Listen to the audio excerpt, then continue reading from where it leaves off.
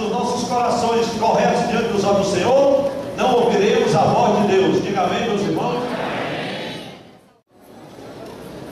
Meus irmãos, os irmãos estão terminando o depoimento agora, mas nós já vamos voltar para o nosso estudo depois de mais outros avisos.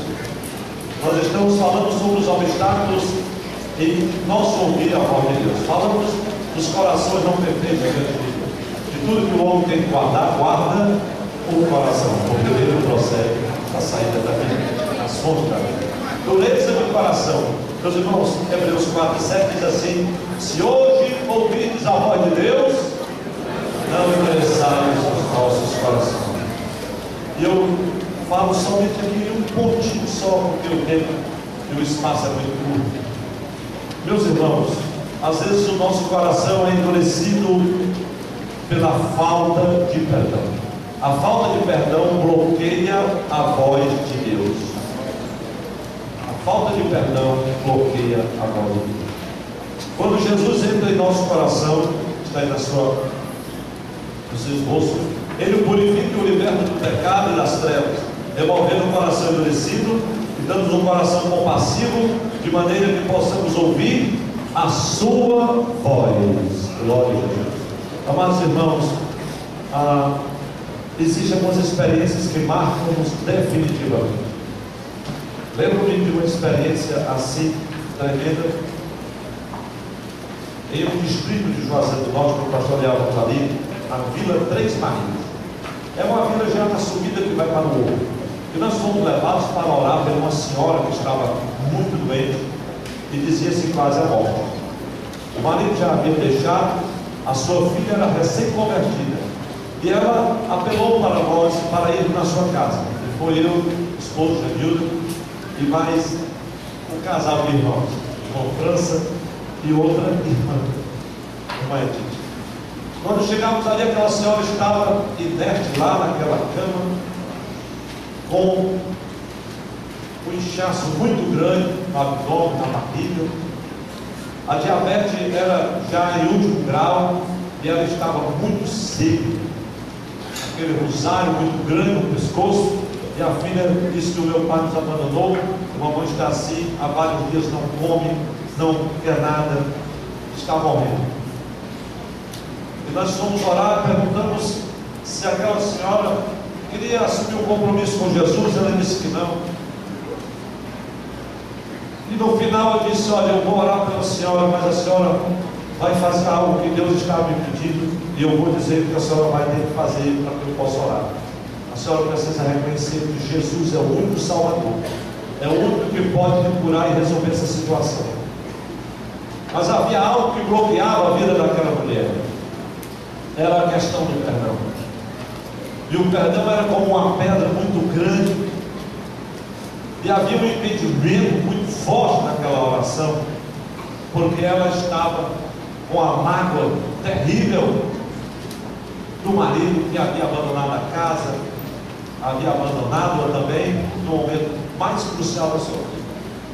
Mas, amados irmãos, quando ela se dispôs a reconhecer a Jesus e abriu o coração para o Mestre entrar, nós levantamos a voz de oração e oramos e clamamos ao Senhor. E no final da oração, Janilda disse: a senhora foi curada agora.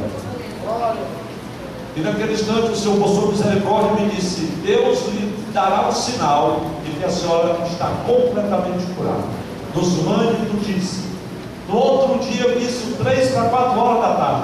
No outro dia, 7 para 8 horas da manhã, a filha dela estava lá na nossa casa e dizendo: pastor, o senhor não sabe o que aconteceu, um milagre. Glória a Deus. Quando mal anoiteceu a noite, mal anoiteceu, por volta de 10 horas ou mais, não lembro-me, eu ouvi a minha mãe um grito muito grande. Logo depois que vocês saíram, ela já sentiu fortes dores e aliviou todo o ventre, todo aquele inchaço, e ela sentiu fome e já se alimentou. Isso 6 horas da noite. E quando foi, não sei que horas, 11, meia-noite, eu ouvi um grito quando ela acordou e disse: minha filha, o meu rosário quebrou.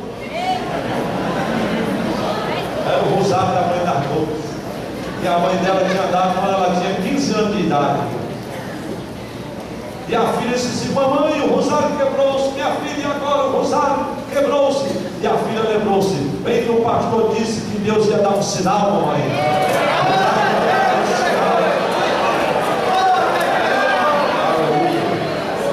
E eu disse: cadê sua mãe? Se ela está fazendo a feira, vai já passar aqui.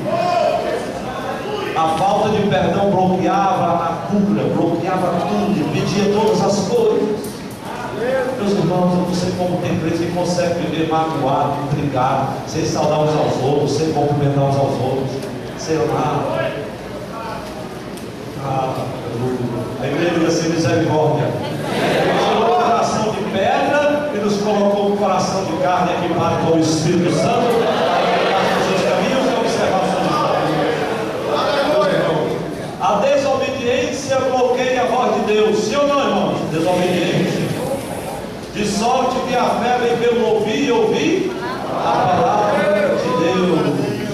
Se alguém me ama, tocará a minha palavra, meu Pai o amará. João 14, 22. Meus irmãos, a fé aqui pode ser definida como a ação e a obediência ao que Deus diz. Você está acompanhando aí, Senhor?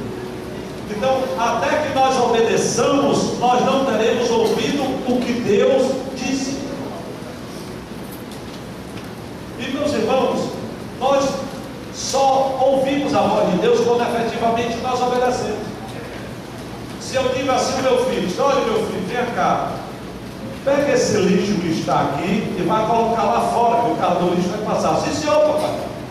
Você está ouvindo? Bom, vai colocar. Aí você descobre que daqui a meia hora o lixo está no meu canto. Sei, fulano, cadê o lixo que eu pedi para você colocar? Isso, vou já. Daqui mais meia hora, uma hora, você olha, o lixo está no mesmo lugar. Eu pergunto aos irmãos: ele já ouviu a voz do pai ou não ouviu? Ouviu ou não ouviu a voz do pai? Ele ouviu, só não fez, só é obedecer. Então, enquanto ele não obedecer, ele não ouviu efetivamente a voz do pai. Ele ouviu, mas não escutou, como diz o Mateus. Então, a fé vem pelo ouvir e ouvir a palavra de Deus. Se você ouve a palavra de Deus e não pratica, a fé não entra em ação. Ouvirmos a voz de Deus não significa simplesmente ouvirmos com os nossos ouvidos. Significa respondermos obedientemente ao que Ele disse.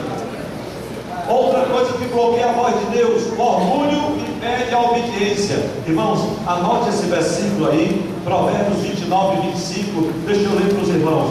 O temor do homem armará laços, mas o que confia no Senhor será posto em alto retiro. Glória a Deus.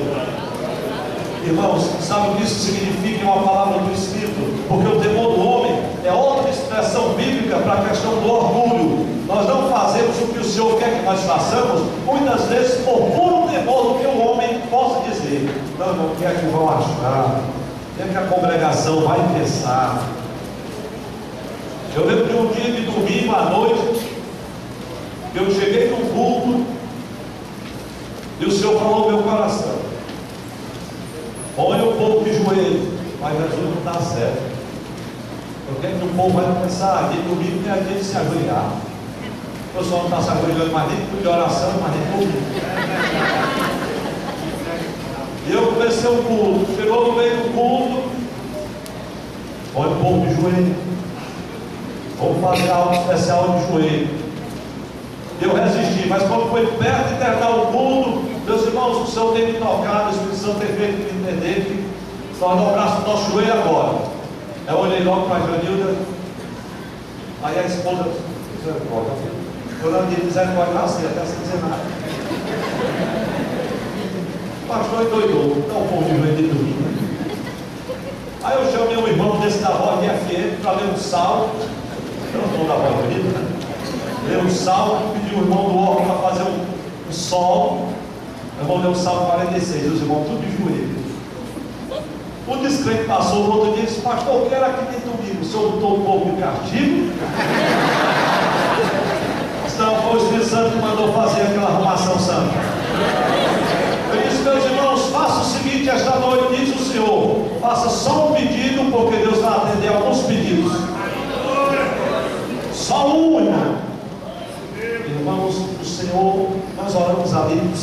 10 minutos de joelho. Deus trouxe um poder, uma alegria tão santa na minha oração. No final da oração, terminado o culto, já tinha gente nos corredores testemunhando que tinha caroços aparecendo. Eu disse: amanhã o culto de oração é o dia do testemunho, só dessa oração aqui, irmão.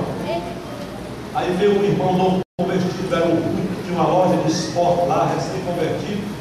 E ele chegou e disse: pastor, eu quero ser o primeiro a dar o testemunho. Eu nunca falei em ponto assim na igreja. Eu não sei se eu tenho que falar, mas eu quero dizer alguma coisa. Venha, irmão, ele veio. Meus irmãos, ontem o pastor disse: o povo se ajoelhasse, eu me ajoelhei. Eu fiz um pedido. A minha mãezinha, irmão, tem 4 anos que ela sofreu um aneurisma. E ela perdeu a consciência, não conhece mais ninguém. Todo dia eu vou na casa da minha mãe, mas ela não conhece mais ninguém. E eu pedi: Jesus, eu não sei se esse negócio é real, funciona ou não. Mas o pastor disse: pô, o Espírito Santo, se foi tu mesmo, Espírito Santo, eu quero chegar amanhã na casa da minha mãe, e quando eu chegar lá, ela me conhecer e me chamar pelo meu nome. Aí, pastor, irmãos, eu cheguei na minha casa, abri o portão. Quando abriu a porta, era minha mãe, disse assim: Rui, meu filho, entre.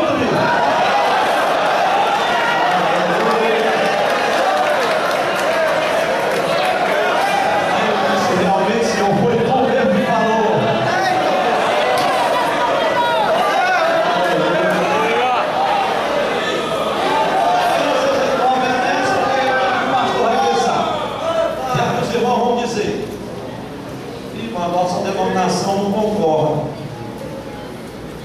Então, às vezes a gente fala algumas coisas que nem a denominação concorda, mas se o Espírito Santo mandar fazer, não faça. Glória a Deus.